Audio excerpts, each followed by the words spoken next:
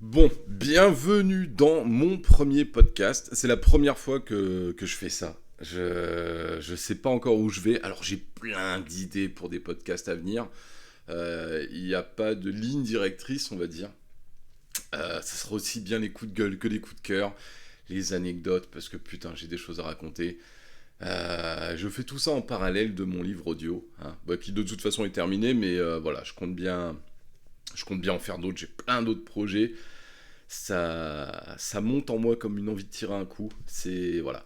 Et du coup, un de mes abonnés une fois m'avait dit sur YouTube, vas-y, tu devrais faire des podcasts. Sauf que moi, j'en avais jamais écouté, je voyais pas l'intérêt, mais je me suis dit, vas-y, why not. J'ai écouté, je me suis dit, mais en fait, on est libre de dire ce qu'on veut, et c'est génial. Dans un monde si bridé, si lisse, si lissé. D'ailleurs, ça va être le thème de ce premier podcast.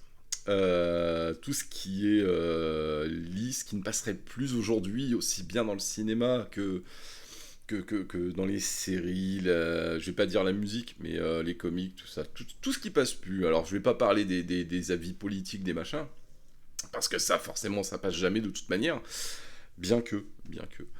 Mais voilà, il y a plein de choses à dire sur les films, notamment. Euh, j'ai cette phrase qui me vient immédiatement en tête, genre c'était mieux avant.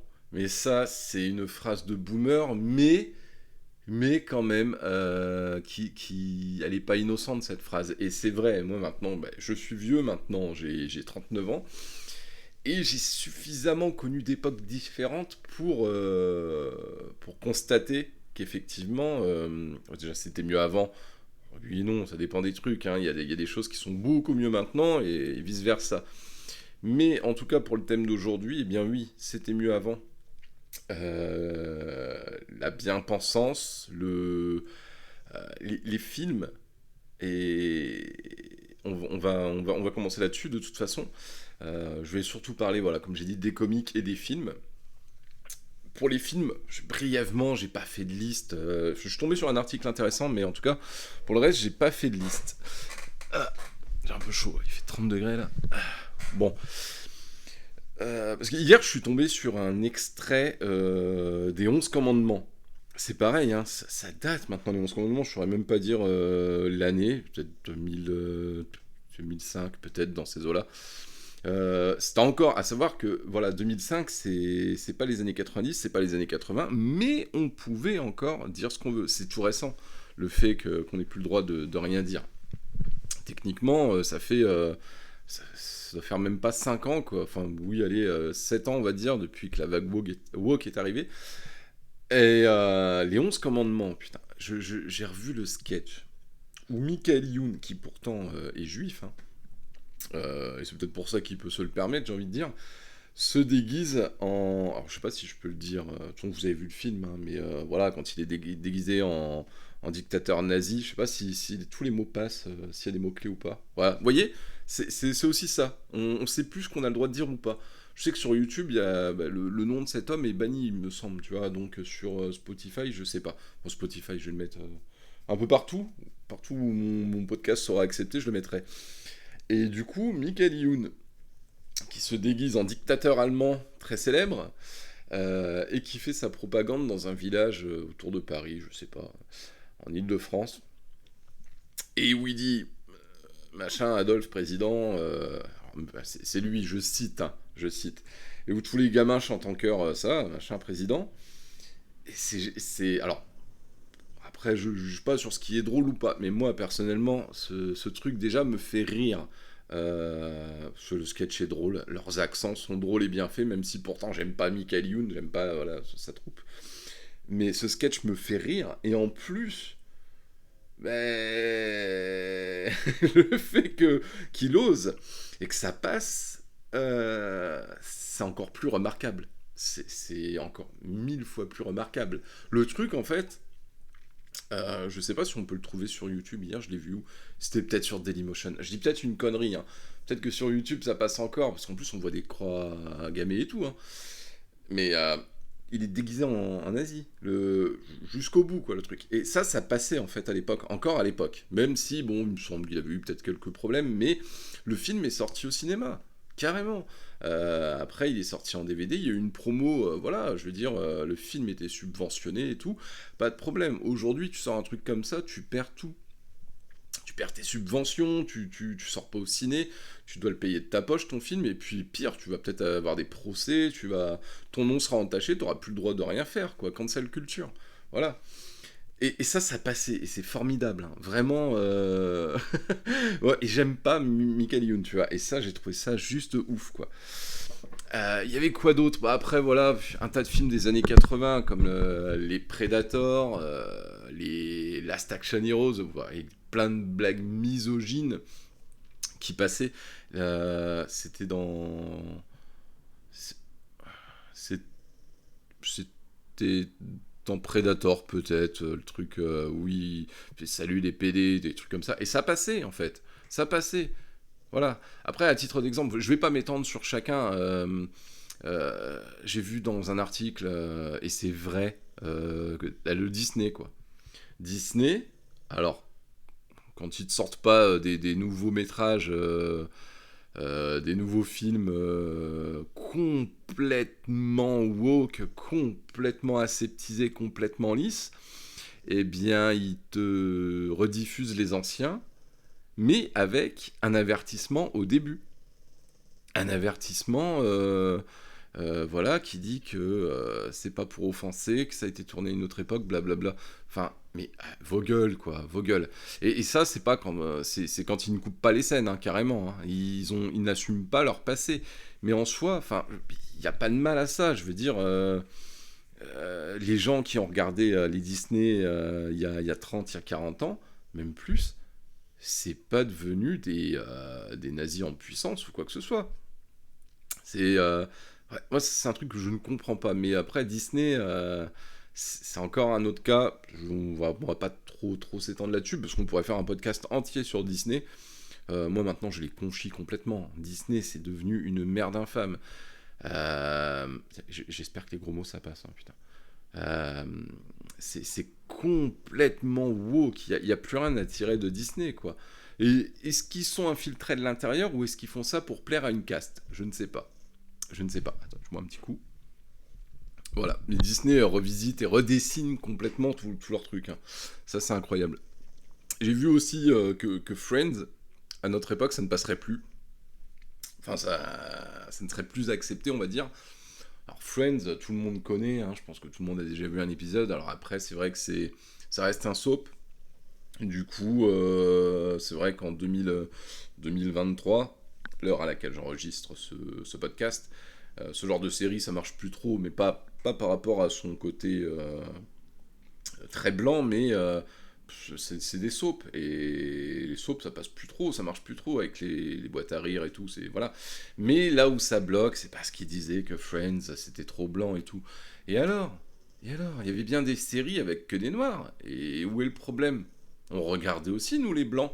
Je veux dire, Le Prince de Bel-Air, les trucs avec je sais plus, sur M6, Famille, je sais plus trop quoi, avec le père qui est flic, où il y a le gamin complètement génial, la Steve Urkel. Je sais plus, je la remets plus, mais voilà. C'était des séries avec que des noirs, et on adorait. Où est le problème? Mais Friends, non, attention, faut pas, tu vois, trop blanc, et puis bah, c'est les blagues de l'époque aussi, hein. Il y avait quelques blagues qui aujourd'hui seraient considérées comme homophobes, mais moi, je veux dire, ça fait pas d'eux des homophobes pour autant, ni le réalisateur ou quoi. Nicky Larson, j'ai vu dans l'article, mais alors oui, mais oui, forcément, le putain de pervers. Après, c'est japonais. Aujourd'hui, j'ai vu un truc sur les japonais. Ils sont très particuliers. Eux, ils sont obsédés par la petite culotte de mamie. Ils sont tellement bridés sexuellement que ça t'en fait des pervers, en fait. Les voleurs, là-bas, il y a des voleurs de petites culottes. Il y a des mecs qui sont emprisonnés pour voler des petites culottes. Tellement cette société, la société japonaise, hein, je veux dire, les bride sexuellement, que les mecs se retrouvent à faire des vices à avoir des vices pas possibles. On en est là. Et là, je vais rebondir là-dessus, mais après on reviendra sur Nicky Larson. Euh, Nous, c'est pareil, hein, avec tout ça, là, on nous bride. Hein. On nous bride sur l'humour, on nous bride sur machin. Mais ça va donner quel genre d'être humain? Alors nous, on est déjà fait, mais pour ceux qui sont en conception ou à venir, et qui vont baigner là-dedans dès la naissance, ils vont être complètement dérangés, ces gamins-là. Nous, on a grandi avec tout ça, et j'ai jamais fait de mal à personne, admettons, tu vois. J'allais dire, je suis tout à fait normal, mais personne n'est normal, mais non, non, non, là, vraiment, c'est eux qui nous transforment, hein, finalement. C'est toute cette. Après, attention, trop de liberté aussi, c'est pas bon, forcément. Voilà, donc, pour en revenir à Nicky Larson, bon, si vous n'avez jamais vu, regardez. Perso, je suis pas très anime, je suis pas très truc japonais, voilà. Mais Nicky Larson, j'avoue, son côté obsédé et tout, c'est assez rigolo quand même, mais ça va très loin. Ça va très très loin, en tout cas dans les dessins animés. Et le film, il y a le film Nicky Larson, alors attendez, je vais vérifier la date, qui est sorti il y a 3 4 ans. Nicky Larson, je regarde, hein, 2018. 2018. Nicky Larson et le parfum de Cupidon. Film de Philippe Lachaud. Là, c'est pareil, hein, ça reste assez osé quand même, faut le dire. Donc, tu vois, en 2019, il y avait encore des gens qui osaient. Philippe Lachaud, j'avoue, il ose un petit peu. Ça, je suis pas fan non plus, mais il ose. Je repense notamment aux scènes où ils se battent dans une morgue, il y a un cadavre avec la teub à l'air. Et cette scène est juste hilarante. Et une scène typique de Nicky Larson, hein, c'est que il prend son comment ça s'appelle son fusil sniper pour regarder une meuf qui court sur un tapis roulant avec des gros nichons qui balancent de gauche à droite. Voilà, et c'est très misogyne, hein, c'est très bas de plafond, mais techniquement c'est plus censé passer aujourd'hui, tu vois. Donc c'est pour ça, faudrait que je me remette ce film d'ailleurs, hein. Un des rares bons films français de ces dernières années. Pardon, quand il y a des petites pauses, c'est que je bois ou que je lis, voilà, que je me réfère à des articles. J'ai vu aussi dans ce même article, faudrait que je retrouve le lien, que une série qui m'est très chère, Les Sopranos. Excellente série. Et série sur la mafia, forcément, vous vous en doutez. Je sais plus. Showtime. Je crois que c'était Showtime qui diffusait ça. Bon, bref. Et là, c'est carrément l'aveu du showrunner, hein, de lui-même qui dit, et je cite, je ne pense pas que je pourrais écrire aujourd'hui tel quel Les Sopranos. Il y a désormais trop de règles et de codes à respecter pour ne pas heurter les sensibilités. Fin de citation. Vous vous rendez compte? Vous vous rendez compte où on en est, putain, quoi. Les gens ne veulent pas heurter certaines sensibilités. Oh, pauvre bichon. Non, mais sérieusement, quoi. Et puis les Sopranos, en soi, ça fait très longtemps que je l'ai pas regardé, mais j'adorais. Très bonne ambiance. Je vois pas en quoi ça peut heurter les sensibilités. C'est peut-être un petit peu violent, mais là, dans ce cas-là, c'est bon, quoi. On fait plus rien. Il y a plus de films d'horreur, il y a plus de films gore, il y a plus de... Voilà, voilà, il y a pire. Il suffit de regarder les infos pour voir pire. Les sensibilités de quoi? C'est des mafieux, donc forcément, ils sont peut-être un petit peu homophobes, mais c'est de la fiction. Bon, les mafieux dans la vraie vie sont peut-être également comme ça. On s'en fout. Mais c'est de la fiction. Et ça, il y en a qui comprennent pas. Des âmes sensibles. Et ce mot me donne envie de coller des gifles. Des âmes sensibles. Oh, à la limite, t'es jeune, t'es mineur, t'es un enfant, t'es sensible. Bah ok, c'est tout à fait légitime, mais dans ce cas-là, c'est pas pour rien que les séries sont interdites et les films, voilà, qu'il y ait une classification. Non, non, ça, les Sopranos, quoi. Putain, non, pas les Sopranos. Je bois un coup. Ça, je repensais Disney et compagnie. T'as Netflix, hein. Je vais mettre Disney, Netflix, Amazon Prime aussi. Tout ça, je te les mets dans le même panier. Je te les mets dans le même panier. C'est aseptisé à mort. Netflix, c'est woke. Netflix, dans les années 80, ça n'aurait pas marché. Alors, je te dis pas ça parce qu'il y a... Il n'y avait pas Internet et il n'y avait pas les ordinateurs et tout ça. Il n'y avait pas les tablettes, il n'y avait pas les téléconnectés. Mais si Netflix avait été sur Minitel, enfin si en allumant ta télé tu aurais pu choisir ton programme en accédant à Netflix, ça n'aurait pas marché. De tels programmes, les gens ils se seraient dit mais c'est quoi, c'est pour les enfants. C'est quoi ces gens aux cheveux bleus? C'est quoi ces obèses partout? Dans les années 80, on ne voulait pas voir des obèses partout. Si on voyait des obèses, c'était pour se moquer. Tu vois, c'était toujours un petit peu les comiques dans les trucs, mais ça défrise pas pour autant. On a pu eu des plaintes d'obèses parce qu'ils se sentaient offusqués, offensés. Ah non, non, Netflix, c'est... Alors, j'ai vu des gens qui se plaignaient là que Netflix, ça c'était... bon, ils ont sorti une version avec pub, moins chère. Ils ont augmenté les tarifs de la version normale, et surtout, tu n'as plus le droit de regarder ton Netflix ailleurs que chez toi. Sinon, il faut payer un truc en plus, je crois. Donc, tu peux plus partager tes codes Netflix. Ce qui, en soi, c'est ce qui avait fait la popularité de Netflix hein, à ses débuts. Et il y a des gens sur Twitter qui se plaignent. Bon, sur Twitter, les gens aiment se plaindre. Bien que, depuis que Elon Musk est arrivé, ça... il y en a plein qui se sont barrés, ça se plaint un peu moins. Mais quand je vois des gens qui... Après, je peux comprendre qu'on se plaigne sur Twitter, puisqu'on peut accéder... Enfin, c'est beaucoup plus simple de communiquer avec une entreprise ou quoi sur Twitter. Ils nous répondent, enfin, leurs attachés, machin, répondent automatiquement. Alors que dans la vraie vie, va leur envoyer un mail, t'auras jamais de réponse, quoi. Et du coup, il y a des gens qui citent Netflix et qui se plaignent que leur grand-mère n'arrive plus à accéder à Netflix parce qu'elle a le code de son petit-fils.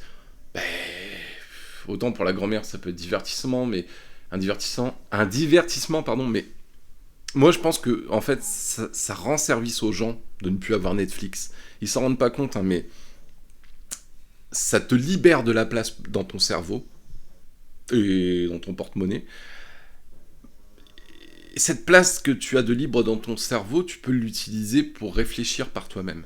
Et ça, c'est formidable. Tu peux lire des livres, tu peux faire plein de trucs. Ou regarder des programmes qui vont pas t'influencer dans un sens, tu vois. Et ça, Netflix, ils savent pas faire. Hein. Netflix, c'est dans un sens uniquement. Et même quand ils te font des documentaires, c'est à charge. Hein. Tu regardes un documentaire Netflix, c'est déjà fait, hein, mais je me suis jamais abonné à Netflix. Moi, je télécharge. Et gratuitement. Et du coup, je regardais des docus Netflix, hein, certains docus qui me plaisaient. Et ben putain, ils ont des partis pris tellement qu'après, en fait, tu es obligé, pour pas être engrainé, pour pas être pris dans une propagande, pour pas avoir un sens unique de pensée, j'ai envie de dire, je trouve plus mes mots. Mais, eh bien, t'es obligé d'aller faire tes propres recherches sur le thème qu'ils ont abordé. Alors, admettons, c'est sur un tueur... ouais, il y avait l'histoire... Je ne me souviens plus du nom, mais c'était avec Avery, là, le tueur. C'était Avery, je crois. Je sais plus.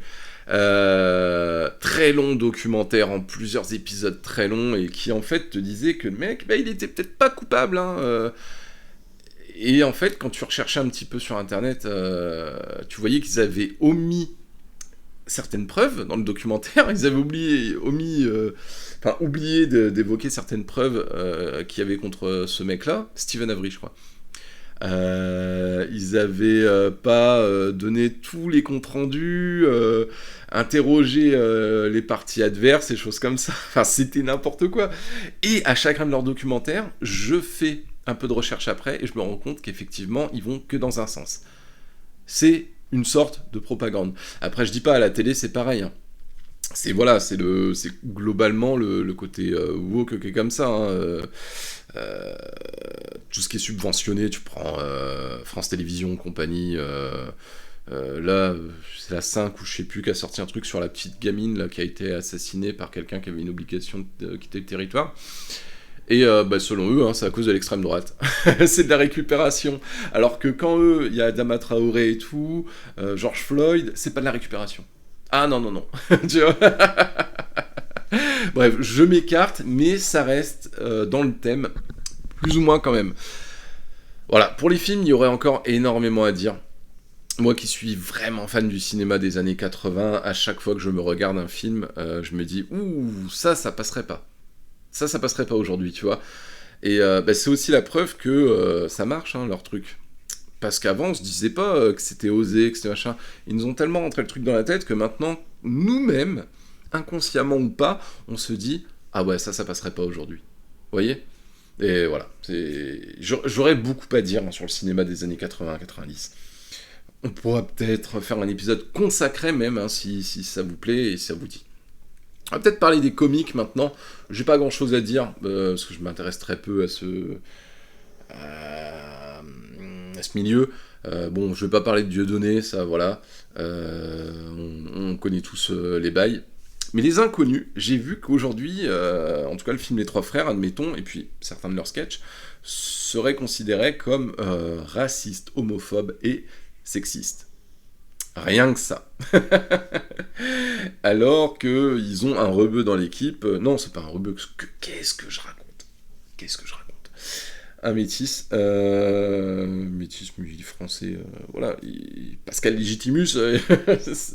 Voilà. Mais ça passe pas. Et tu regardes. Moi, j'adore leurs sketchs, mais les anciens, tu vois, ils en font plus, tu me diras. Mais c'était génial. C'était génial. C'est pas parce qu'ils singent un moment un chinois ou quoi que forcément c'est foncièrement méchant.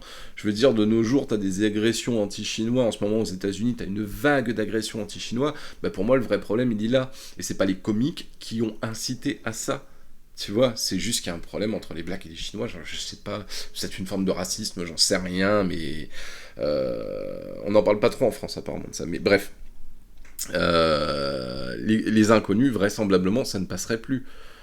Tu prends leur sketch sur Bioman, machin, ou quand ils font des meufs complètement idiotes, ou des homos, ça passerait plus. Ça passerait plus. Dans les Trois Frères, voilà, il paraît que c'est homophobe. Franchement... Après, heureusement, aujourd'hui, il y en a qui osent. Il y en a qui osent braver ces interdits, qui osent s'élever. Alors forcément, ils ont énormément de problèmes, hein. On va pas se mentir. Je bois un coup.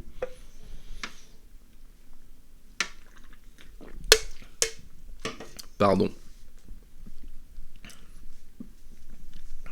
Aux États-Unis, par exemple, on a Dave Chappelle. Dave Chappelle, c'est le dernier recours des comiques, selon moi, aux États-Unis. J'adore Dave Chappelle. Et en plus, ils sont un petit peu dans la merde, ils peuvent pas trop dire grand-chose sur lui parce qu'il est black. Du coup, ils sont prêts à leur propre jeu. Mais alors lui, il tartine, quoi. Il tartine sur tout le monde, quoi. Les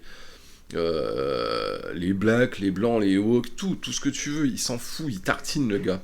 Alors bien sûr, ça lui pose problème, mais il remplit encore ses salles. Et j'adore. J'adore, je vous le conseille. Dans les séries, on a encore des séries qui osent. Récemment, j'ai découvert l'excellente série Tulsa King, ou Tulsa King, en bon français. C'est Paramount Plus qui le fait. Paramount Plus, moi, ces trucs à abonnement, de toute façon, je suis un peu contre, mais voilà, faut savoir dire quand quelque chose est bien aussi. On a des enculés on a des merdes comme Netflix, Amazon Prime, Disney, mais il y a un mais, on a Paramount Plus qui ont sorti, bon, je sais pas ce qu'ils ont fait d'autre, hein, mais tout le sacking, c'est génial, c'est avec Sylvester Stallone, voilà, c'est un peu dans l'esprit Soprano. En fait, c'est un petit peu un mélange de Banshee et de Soprano, je pense. Banshee plus pour l'ambiance poisseuse du sud, un petit peu, voilà. Mais et Soprano pour le côté mafieux. Mais ça ose, ça tacle un petit peu. Le gars, en fait, si vous voulez, il sort de prison et sa famille de mafieux l'envoie à Tulsa pour se refaire un nom et leur rapporter du fric, leur envoyer du fric. Et lui, il arrive là-bas, il est dépassé par les événements, il a pas mis les pieds hors de prison dans le monde moderne depuis plus de 15 ans, du coup tout ce qui est téléphone portable, il comprend rien, informatique, il comprend rien.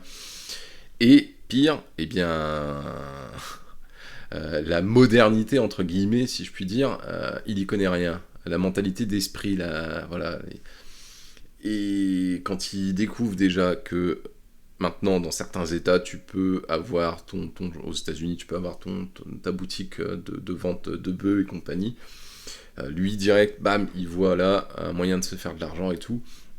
Il est complètement dépassé par les événements. Alors, les woke en prennent plein pour leur grade aussi. Enfin, cette série, c'est de l'or en barre. Elle est courte. Pour l'instant, il n'y a qu'une saison. Ça passe très vite. C'est un petit bonbon qui fond sous la langue. Je vous la recommande. J'ai aimé. Et c'est à la fois sérieux et léger. Donc voilà. Puis ça n'a pas de parti pris, même si ça balance des petites crottes de nez ici et là. Voilà, c'est génial. Foncez, n'hésitez pas. Cette série, voilà. Je sais pas si c'est Stallone qui fait que c'est comme ça. Mais il fait partie de ces dinosaures qui osent encore. Voilà. Pareil, j'ai vu un article passer cette semaine sur des mecs que j'aime pas pourtant. Bon, enfin, Steven Spielberg, j'ai rien contre lui. Mais ouais, bah, c'est pareil, il doit être juif, Steven Spielberg. Et il disait que... désolé pour les ronflements, c'est mon chien. Il dort à n'importe quelle heure de la journée, lui. Et Steven Spielberg disait que... je sais plus exactement ce qu'il disait.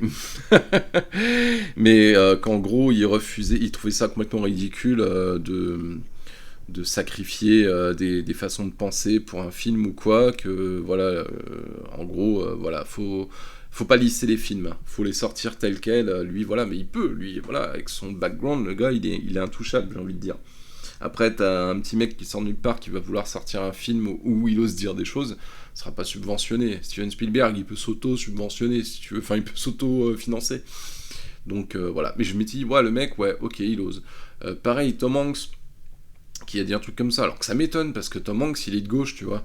Mais il a sorti un truc comme ça, une dinguerie, là, la semaine dernière. C'est pareil, je le pensais pas, mais il est contre cet effet de polissage, de lissage des films et tout. Il veut voilà, qu'on continue dans le brut. Bon, lui, il fait pas des films bruts, mais c'est bien beau de dire et puis de pas faire. Mais voilà, c'est bien d'avoir l'idée, et ça, je trouve ça formidable. Big up Big up à eux deux, quoi. Et à Stallone aussi, à ces dinosaures du cinéma, hein, finalement, parce que tu prends les nouvelles générations, c'est ouais, peut-être Philippe Lachaud, voilà, qui ose. Ça reste un jeune, entre guillemets, mais tu prends les nouvelles générations, c'est... Oh là là là là, putain, mais ils valent rien, quoi. Mais pourquoi tout ça, du coup, je me demandais. Pourquoi est-ce qu'on en est venu là, quoi? Au début, je pensais que c'était...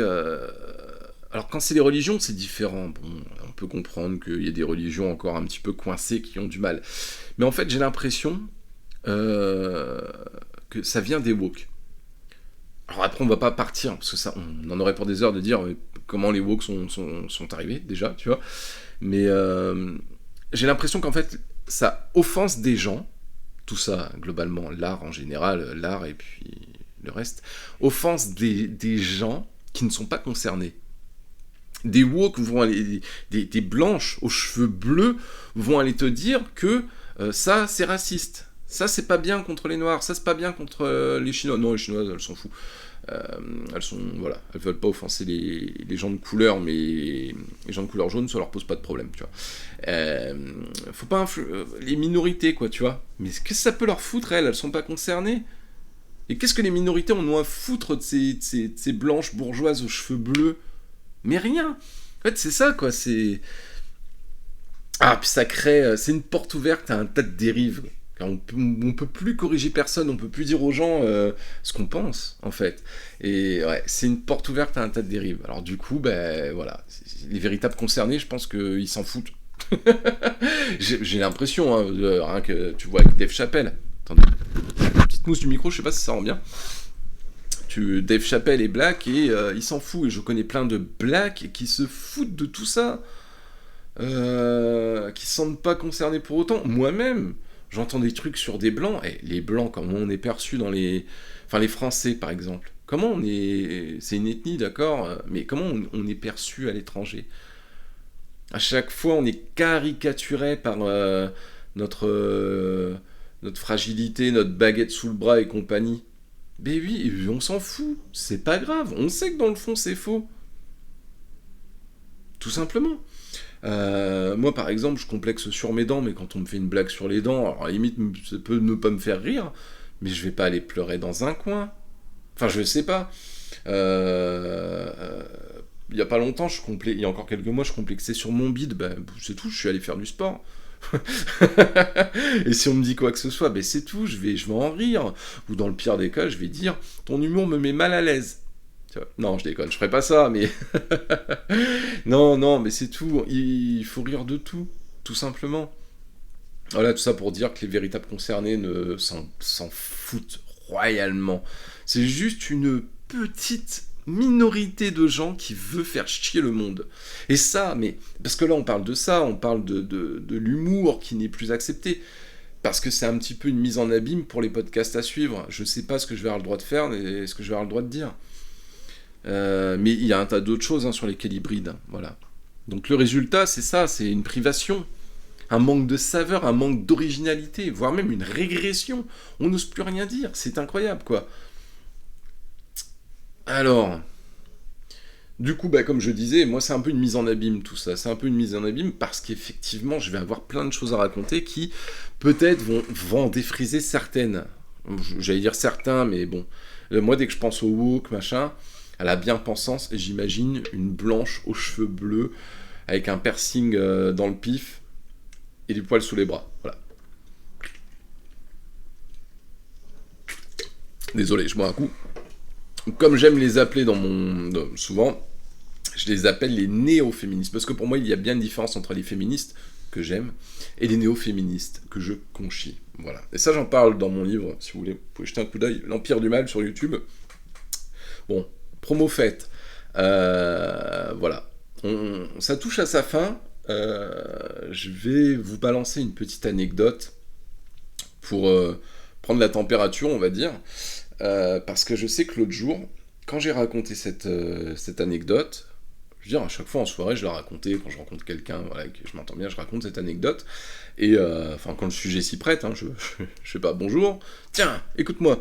La dernière fois, une personne qui m'a dit, oh, t'es dur, machin, mais ça, je vous raconterai après, du coup, me dit, je vais vous le dire, et puis à vous de me dire si ça vous choque. Comme ça, je saurai à quoi m'en tenir. Non, jamais. Même si ça choque des gens, c'est pas grave. Mes prochains podcasts seront ponctués de petites anecdotes qui piquent.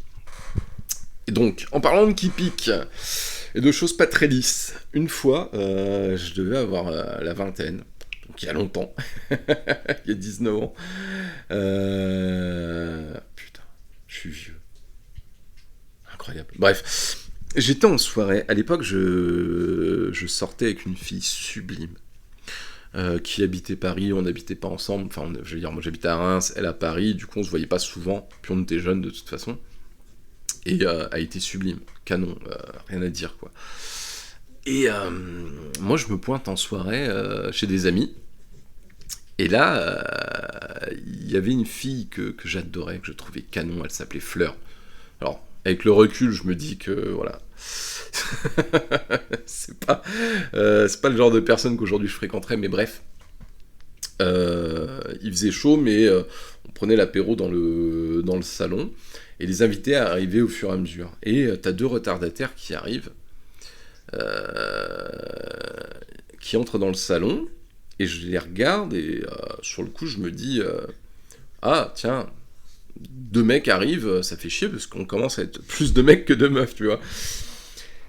Et le premier arrive, je lui serre la main et je vois le deuxième qui, derrière lui, qui fait la bise à un gars. Bon, moi-même je fais la bise entre mecs, ça veut rien dire, mais là, le gars en question lui fait la bise et lui dit ah, ça va, je sais plus, Camille, Émilie, enfin peu importe, un prénom féminin, quoi.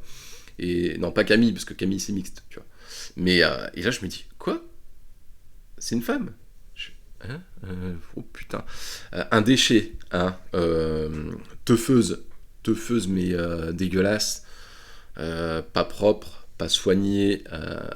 Limite du duvet autour des lèvres. Enfin bref, un truc indéfini. Un être indéfini entre. Du coup, je lui fais la bise, hein, tant pis. De toute façon, à l'époque, j'étais pas super regardant sur la propreté, sur l'hygiène. Mais... Bref. Apparemment c'était une fille, voilà. Et la soirée se passe. Moi je comptais défleurer Fleur. Enfin je comptais me faire Fleur. Elle était plus vierge, hein, mais bref, je comptais cueillir Fleur. Voilà, c'est plus doux, c'est plus acceptable.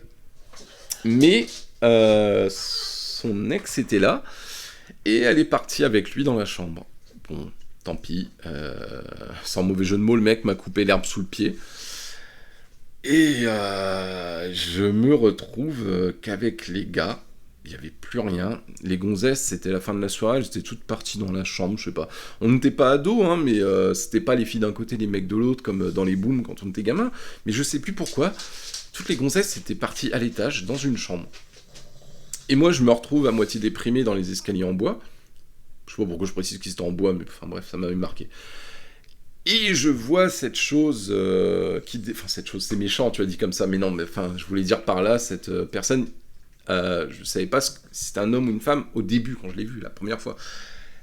Il y a cette fille qui descend les escaliers, voilà. Mais je vous la raconte comme je raconte d'habitude, ça peut paraître choquant, mais bref. Cette personne descend les marches, et s'arrête devant moi, je l'arrête en la prenant par la main, elle me regarde, et on s'embrasse.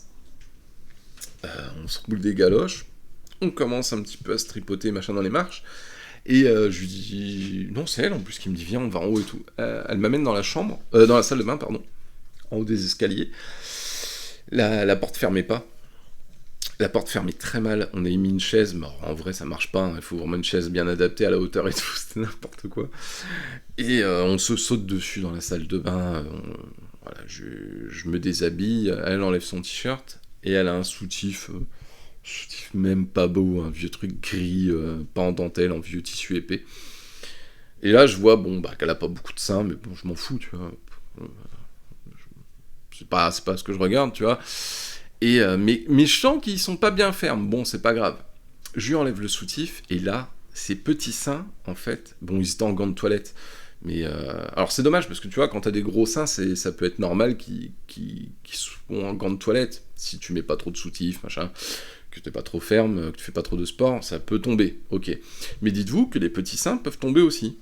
Je l'ai appris ce soir-là, bon, je découvre un petit peu la vie, mais voilà, j'ai appris déjà que les petits seins pouvaient tomber, mais j'ai aussi appris, et je touche du bois parce que ça ne m'est pas arrivé depuis, heureusement, qu'une femme pouvait avoir plus de poils que moi autour des tétons.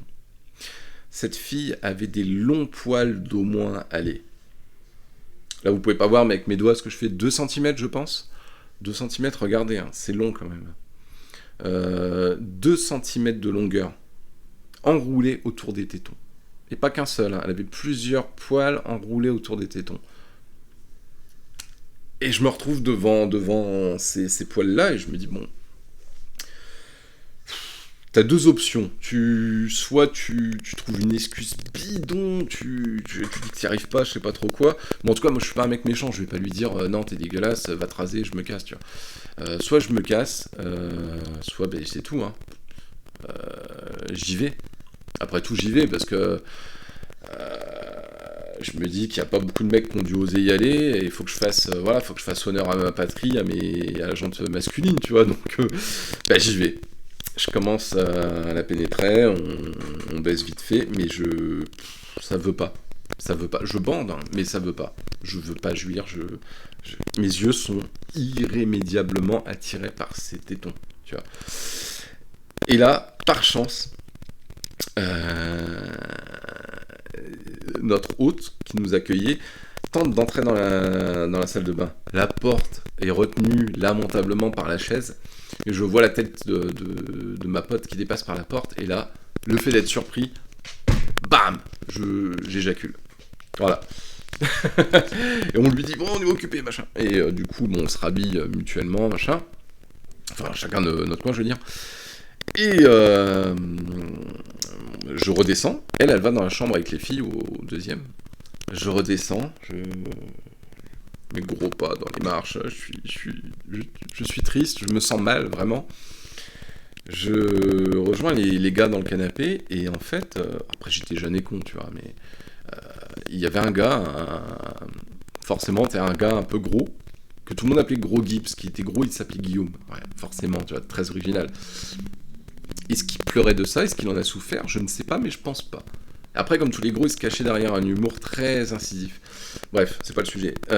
Gros Guy me dit putain, qu'est-ce qu'il y a? Ça a pas l'air d'aller. Ça va pas? Apparemment, je me portais sur moi, tu vois. Le dégoût, peut-être pas, mais j'étais pas bien. Et je lui dis mec, tu le gardes pour toi, mais je viens de baiser l'autre et bah, elle a du poil au sein, quoi. Et là, le mec, Quoi? Alors il se lève, alors que tous les autres gars autour de moi déjà n'avaient pas entendu. Il se lève. Quoi? Elle a du poil au sein. Je fais, oh putain, merde, ta gueule et tout, quoi. Et non content de le dire à tout le monde, qu'est-ce qu'il fait, Groggy? Il monte les marches en courant, les marches en bois, le bordel que ça a fait, je te raconte pas. Et en fait, voilà pourquoi ça m'a marqué que c'était en bois, en fait. C'est que après, je l'ai entendu courir dans le couloir en haut et claquer la porte, ouvrir la porte de la chambre des filles, pardon. Et je l'entends dire, c'était juste au-dessus, hein, c'était juste au-dessus du salon. Je l'entends dire, alors machine, t'as du poil au nichon? Oh là là là là là là là là. Je me suis senti mal. Hein, pour elle, vraiment. Après, bien sûr, c'était de ma faute, je n'avais pas à le dire comme ça, mais j'étais jeune, j'étais con. Et c'est surtout, voilà, je vous raconte cette anecdote pour illustrer mes propos, qui vont venir à la fin de cette histoire, promis. Le truc, c'est que du coup, je me suis endormi. Ça doit être un réflexe animal de défense, tu vois. Je me suis endormi sur le canapé et je me suis réveillé le lendemain matin et en ouvrant les yeux, elle était juste devant moi, devant l'encadrement de la porte. Elle s'apprêtait à partir du salon et à rentrer chez elle, en fait. Du coup, j'ai refermé les yeux, très courageux, très lâche à l'époque. Hein. et je me suis levé 10 minutes après. J'avais un repas de famille chez mon père. C'était en plein mois d'août, il faisait chaud et tout. Et j'ai passé ma journée à me lever de table, déjà à boire à table. J'arrêtais pas de picoler pour oublier. Et j'arrêtais pas de me lever pour aller prendre des douches. Ce jour-là, j'ai pris une dizaine de douches. Vraiment. Je me sentais souillé. Vraiment. Je vais pas dire comme les femmes qui ont été victimes d'un... Voilà. Mais je me sentais souillé, je me sentais sale. Encore plus qu'on ne l'est en gueule de bois, vous voyez ce que je veux dire?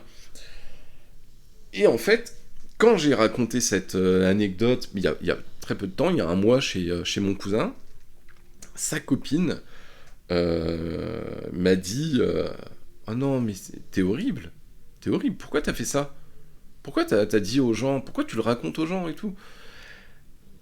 Après, voilà, vu que cette fille, enfin la copine de mon cousin, que je salue, est extrêmement bienveillante, comme mon cousin d'ailleurs, je pense que c'est peut-être aussi un peu pour ça qu'elle m'a dit ça, parce que elle, quand on dit du mal des gens, attention, elle aime pas, et je comprends, et j'aime bien cet état d'esprit aussi. Je suis admiratif de ce genre de personnalité, parce que moi je ne suis pas du tout comme ça. Avec ma copine, nous on va en terrasse pour se moquer, et dites pas, on est beaucoup à le faire, il y a deux écoles, il y a ceux-là, et puis il y a ceux qui au contraire sont bien trop bienveillants et bien trop gentils, qui du coup ne vont pas vouloir blesser les gens. Mais là, ce que je lui dis, mais écoute, elle en sait rien, la fille, moi je vous raconte tout ça, elle me dit, oui, mais ce soir-là, quand même, l'autre, Groggy est monté, il lui a dit, t'as du poil au sein. Et oui, j'avoue, mais j'ai mal joué mon coup, j'ai mal joué. Pour ma défense, je pourrais dire que j'étais jeune, mais voilà. Et donc, alors attention, la copine de mon cousin, elle est pas woke comme ça, mais elle veut pas blesser les gens. Alors que les woke, eux, c'est pas pour pas blesser les gens, parce qu'ils ils sont sélectifs quand même, hein, tu vois, il y en a que tu peux blesser, d'autres non. Hein. Et du coup, voilà. Je vous raconte tout ça pour me dire ce que vous en pensez, pour que vous me dites ce que vous en pensez. Est-ce que vous pensez que du coup, je peux me permettre ce genre d'anecdote dans mes prochains podcasts? Voilà. Le bilan de ce premier podcast, écoutez, pour moi ça a été facile, c'est passé assez vite, et par contre, le bilan de pourquoi c'était mieux avant, hein, je pense que globalement, on va pas faire de bilan, c'est déjà trop long, mais la frustration, je pense que la frustration c'est le mot, hein, maintenant,